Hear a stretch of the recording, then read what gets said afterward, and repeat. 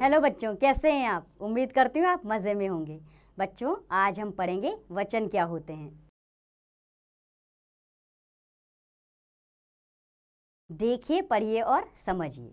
जैसे मक्खी, मछली, मक्खी का बहुवचन मक्खियाँ और मछली का मछलियाँ।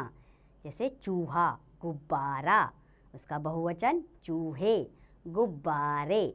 तो बच्चों, कॉलम क के ऊपर मक्खी, मछली, चूहा व गुब्बारा शब्दों से पता चलता है कि वे संख्या में एक हैं, एक। और कॉलम ख के मक्खियाँ, मछलियाँ, चूहे व गुब्बारे शब्दों से पता चलता है कि वे संख्या में अनेक हैं, बहुत सारे। तो बच्चों, एक या अनेक का ज्ञान कराने वाले शब्द वचन कहलाते हैं। बच्चों, शब्द के जिस रूप से एक या अनेक का बोध हो उसे वचन कहते हैं। तो बच्चों, सभी के घरों में अनेक प्रकार की वस्तुएं होती हैं, आपके भी घर में होंगी।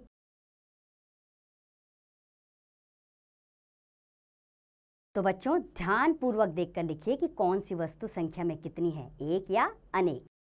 अब हम जानेंगे वचन के भेद। वचन दो प्रकार के होते हैं, एक वचन और बहुवचन। अब हम जानेंगे एक वचन क्या होते हैं। शब्द के जिस रूप से यह पता चले कि वह एक है उसे एक वचन कहते हैं। बहुवचन के बारे में जानेंगे अब हम।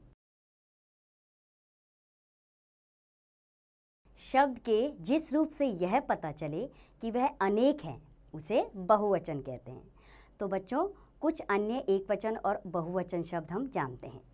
जैसे किताब, इसका बहुवचन किताबें, आँख का आँखें, रुपया उसका रुपये, लड़का का लड़के, ताला ताले, कपड़ा कपड़े, तारा का तारे और छाता का छाते, चादर का चादरें, लड़की का बहुवचन लड़कियाँ, बोतल का बहुवचन हुआ बोतलें, कमरा का कमरे, गेंद का गेंदें, नदी का नदियाँ और कटोरी का कटोरियाँ, मिठाई का मिठाइयाँ, माला का मालाएं, गुड़िया का गुड़ियाँ, थाली का थालियाँ, पंखा का पंखे।